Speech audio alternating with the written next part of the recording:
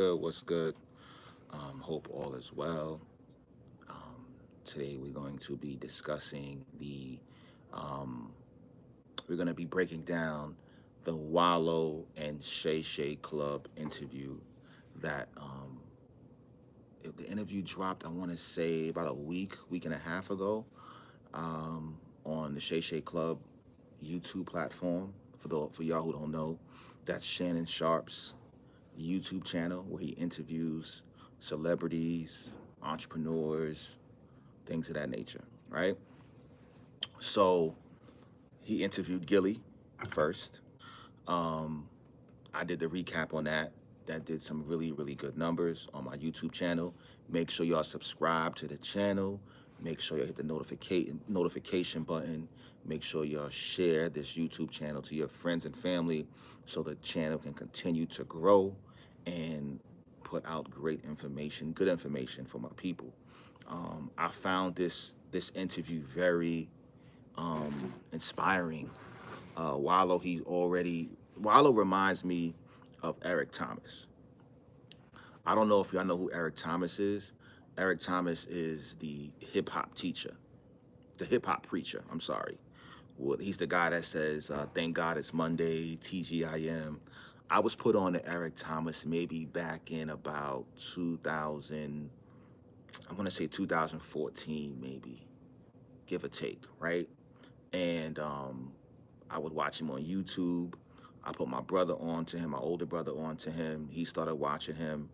Um, this man has like, he has these seminars uh, where he speaks to corporations. They do like these camps where they go away, and he breaks down where they go wrong during the year, during the fiscal years or whatever. And he pretty much he's able to analyze where your company is lacking at, and being able to give you information on how your brand can grow, to expand, excuse me, and be more profitable. A lot of times, companies lack discipline. It might be a time during the year where they're doing good or great, and then they lack for the next 2 3 months, and now they're doing bad, and it becomes a trend, right? So Eric Thomas was able to do that for these people.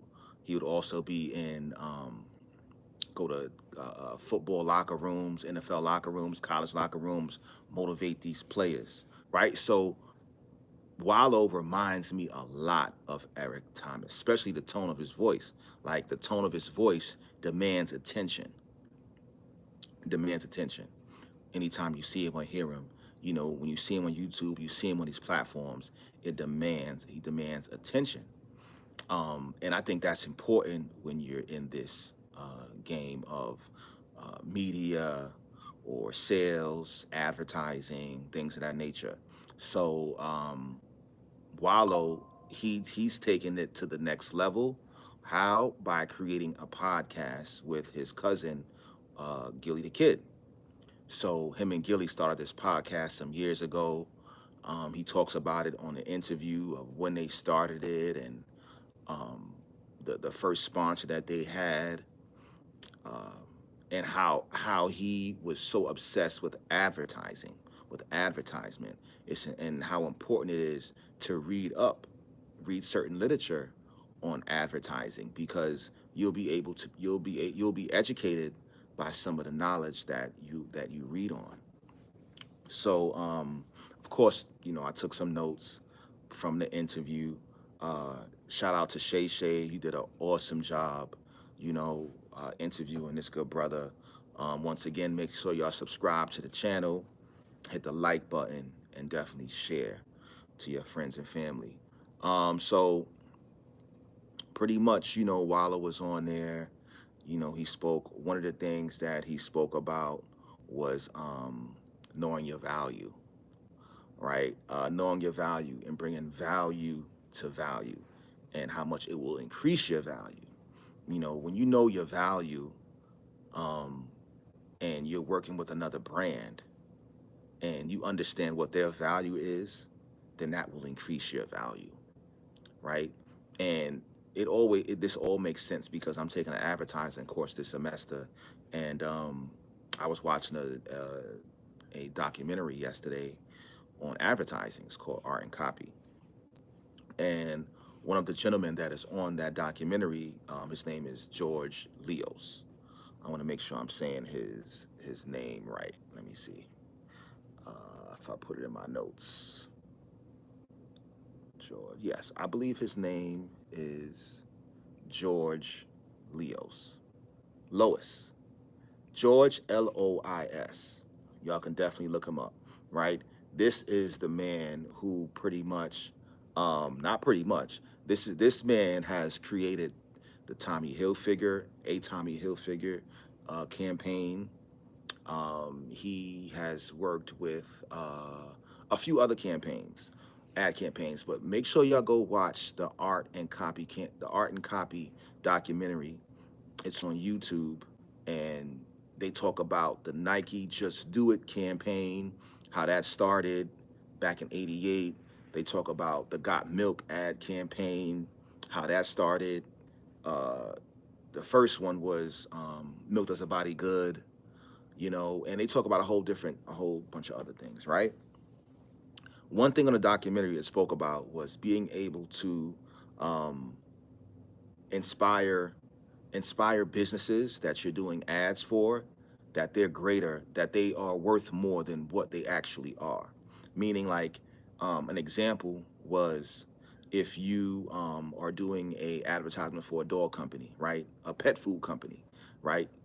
This you want to make this company feel like they're more than just a company that makes food to feed dogs. Makes like y'all are more than that. Like your company, your company should be advertised as a company that has a love for dogs. That you understand what I'm saying? So you want to create a story. You want to create a storyline or a storytelling format with your campaigns. This is why you see campaigns like um, the Nike campaigns, where you have like Serena Williams' father coaching her.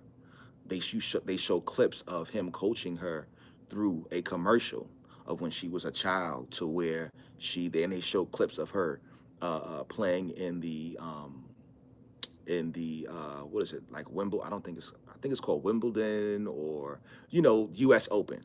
U.S. Open, great example. They'll show clips of her as a child, and then they'll show clips of her playing in like the U.S. Open. These are storytelling formats that grab your attention, so you feel attached. You can relate to it, and then at the end of the commercial, they say just do it, or whatever, whatever they're marketing, right? It could be Pepsi or a drink, Gatorade or something like that. So, um, advertising is important, and Wallo, he definitely spoke about how there's God and then there's marketing.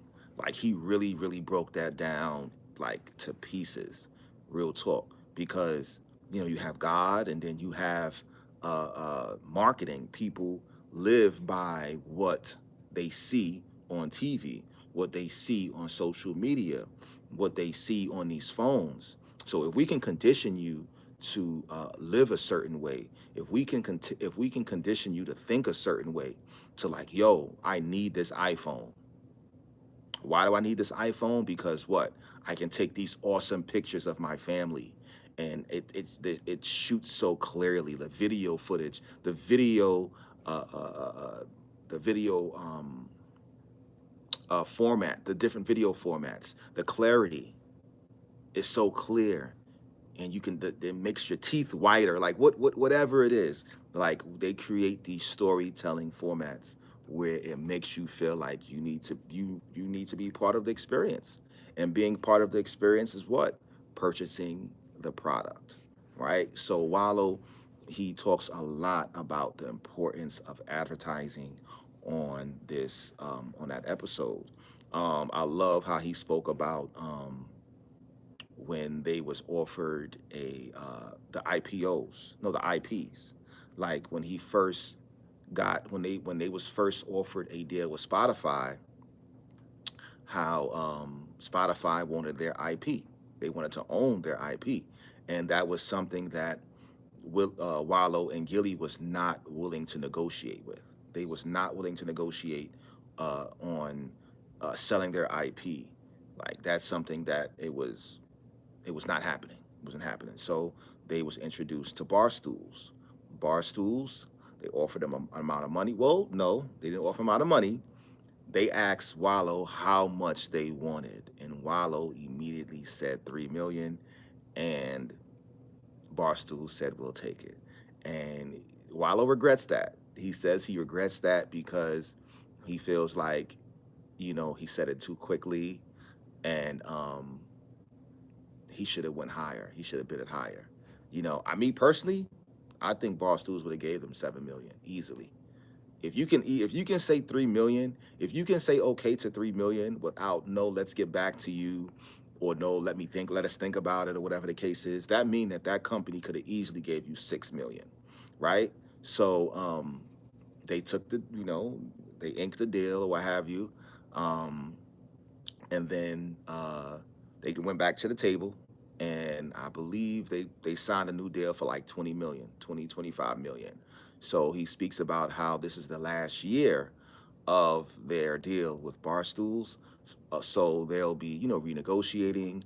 And the one thing that stuck out about when they signed with Barstools is that he said that the first week that they signed with them, that he spent a whole week in the Barstool's office figuring out the podcast game, like the business analytics, behind the podcast, the marketing, the advertising, the numbers, all these different things he learned, you know what I'm saying, just by being there, for a week and being in their offices. And then they was able to introduce them to the investors, the people that put money into Barstools. And shout out to Barstools for not keeping that information from them. A lot of times people, they don't want to introduce you to the connect. Why? Because if they introduce you to the connect, then it's a possibility that you might want to leave, that you might want to jump ship eventually. Like, why do I need you? Right? Moreover, when you develop a good relationship with someone, then that relationship, as long as you're loyal to that relationship can take you to higher places. So Barstools, when they do things, when they make genuine decisions like that, they don't mind you moving on to the next level. You know why? Because they already got the bag. They already got their money. And there's somebody else that's coming right behind them. It might be me.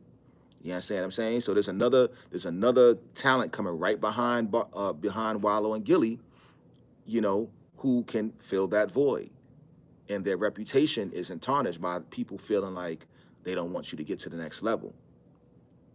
So, they speak about that, how important it is he speaks about how relationships are 90% of your business. 90% of your business, it revolves around relationships, keeping good relationships, protecting your brand. Do you understand what I'm saying? Um, Relationships are worth more than money. Like he's dropping so many jewels on this interview. Um, what else does he talk about? Um, I got something very good that I'm going to mention, but I kind of want to save that for last. Um, let's see. We spoke about relationships. We spoke about value. Um, he spoke about the death of his nephew when he found out that his I want to say nephew or his little cousin. I don't want to say nephew. His cousin Young Cheese had passed. That's Gilly's son, right? So he spoke about how that really hurt him.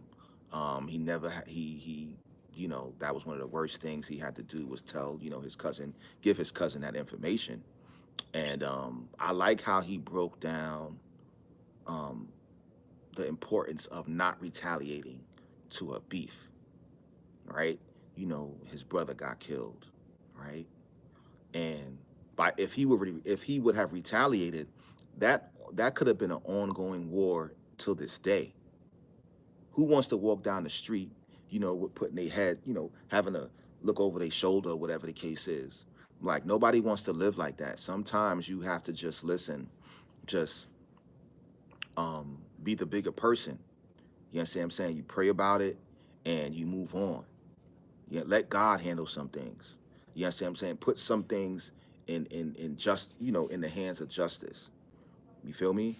Um, so he spoke about that. He spoke about um, being in jail, and how much and how when he was in jail, he used that time um to just to grow as an individual.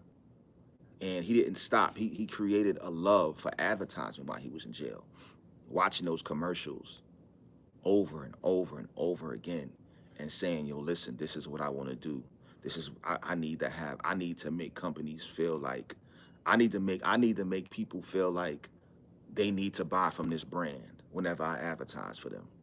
You understand what I'm saying? And that's a gift. I feel like that's a gift. If you can be able to create a dialogue just like that, if you're able to create, that's almost like being able to freestyle. If you can be able to create a dialogue for a specific product at the drop of a dime, right? That is a gift. And if you practice at it, you understand what I'm saying, you might be successful at it. So, he was able to take that and put that with the podcast that they have and create ads for these different companies. I think he said one of the first companies they worked with was like a funeral home or something like that. And then the next was like a car dealership. You understand what I'm saying? So being able to monetize or create revenue through ads is very important in this pod game industry. um as you can see, Trump just hired a podcaster to be, I think, head of the FBI director's department or something. Like, it's going on now. It's going down out there. You understand what I'm saying? So make sure y'all subscribe to the channel. Make sure y'all subscribe, like, hit the notification bell, do all of that. Do all of that, right? So during his interview, he spoke about how when him and Gilly, when they first started podcasting, or just doing Instagram lives, or just doing an episode here and there, because Gilly, he had started $1 million worth of game.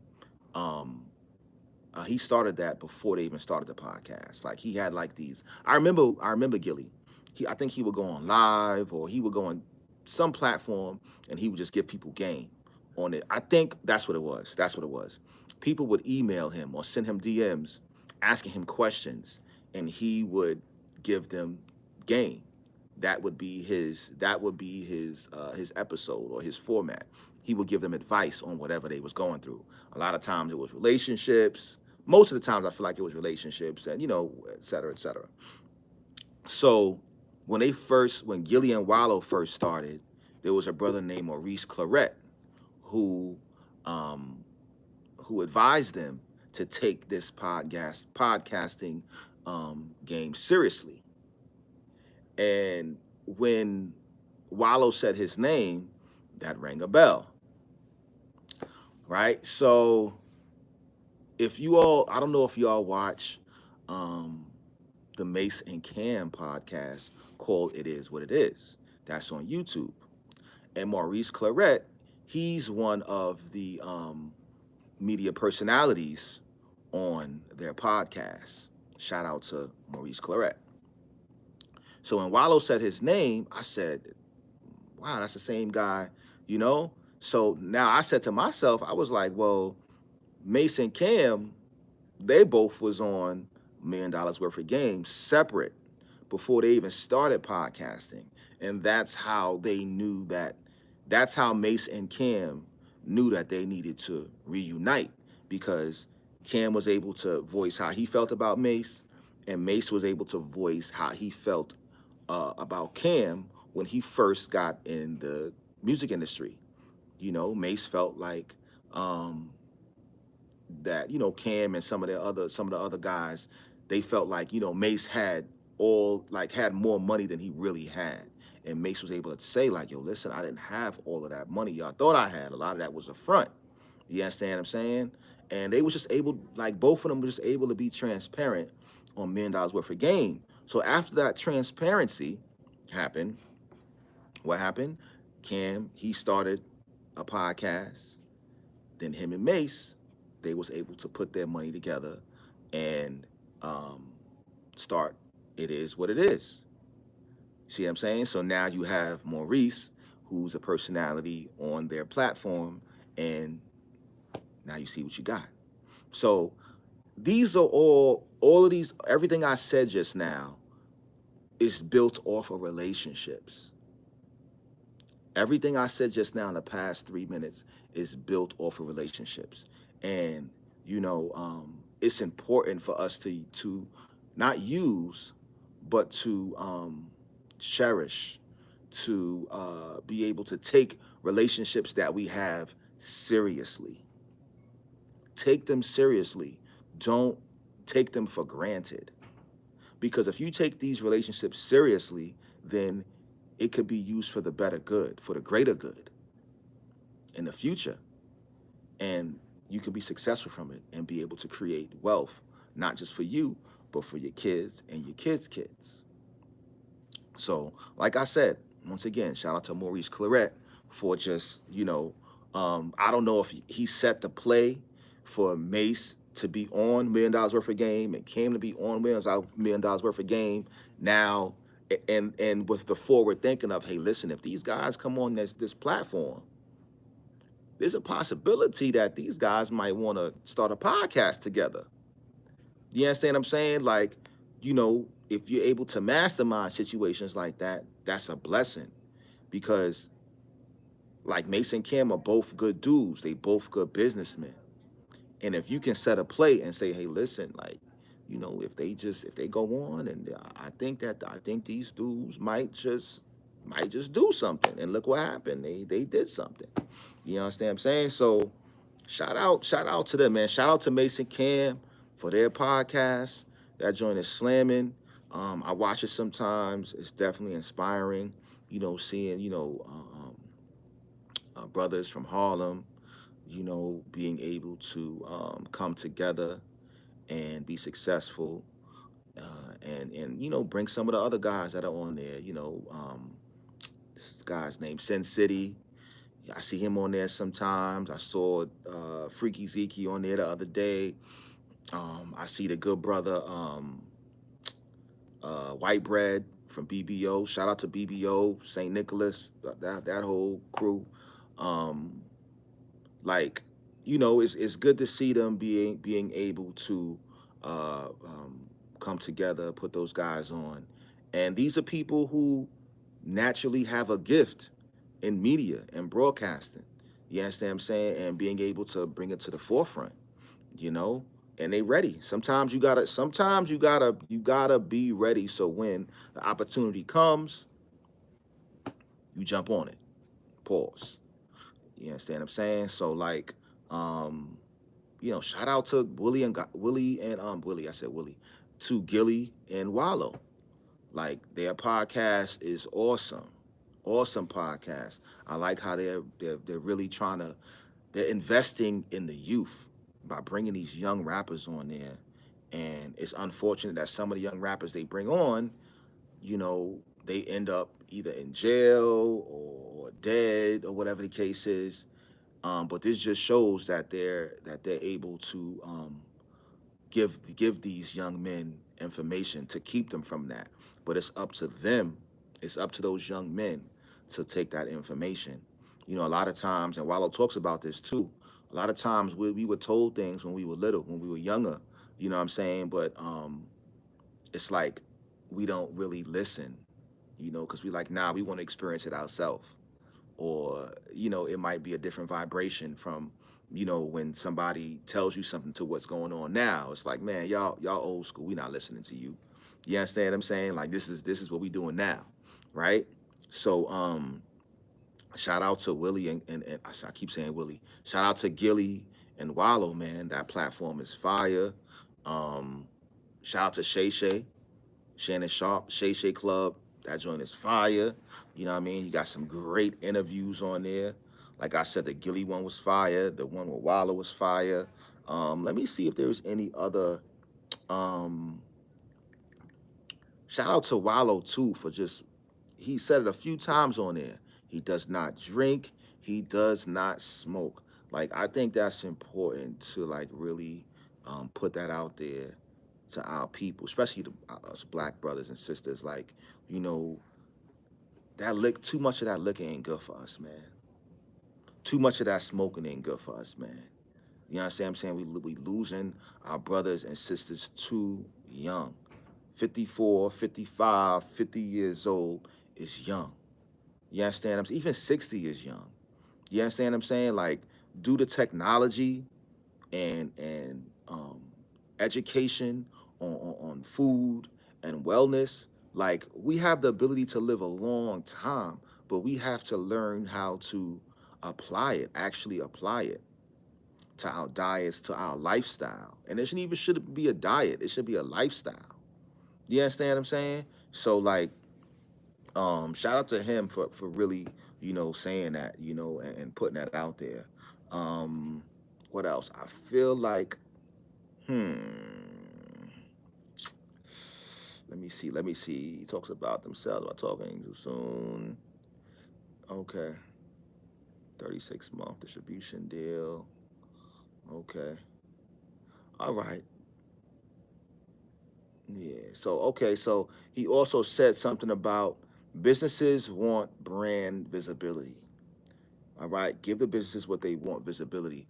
A lot of brands these days, everybody wants visibility. Everybody wants that. I don't care if you're an artist, I don't care if you're a restaurant, you want visibility. You want people to uh, uh, um, visit your business or support your business, because of not just because of your hard work or whatever the case is, but you want people to be exposed. You want to build awareness about your business and what you do. So um, I think that's all a part of knowing your value. Once you know your value and what you can bring to the table, and also research, studying. Like lately, I've been doing a lot of studying, a lot of research on how to build my podcasting brand, and not just podcasting, but my media brand, so I can be able to create advertising campaigns for brands. You understand what I'm saying? So doing your research, educating yourself is very, very important. You know, um, I can't stress that enough. You understand what I'm saying? Being able to know your value and being able to market your brand, advertise, invest in your brand. Investing is important. Ownership in your brand is very important. Spending money on a lawyer, spending money on an accountant, whatever it is, like invest. Relationships. This year value, I want to put value to the relationships that I have. You understand what I'm saying? Bringing these people on my platform so we can have conversations, expand the brand. Do you understand what I'm saying? So, listen, make sure y'all subscribe to the channel. Make sure y'all watch the Wallo interview on the Shay Shay Club YouTube platform. Drop in the comments what you think about that episode, that interview, so we can have dialogue about it, talk about it. You feel me? And make sure y'all know y'all value and get to work, do your research, and you'll be successful. And like Wallo say, it's just like that. All right. So one love, and see y'all later. Peace.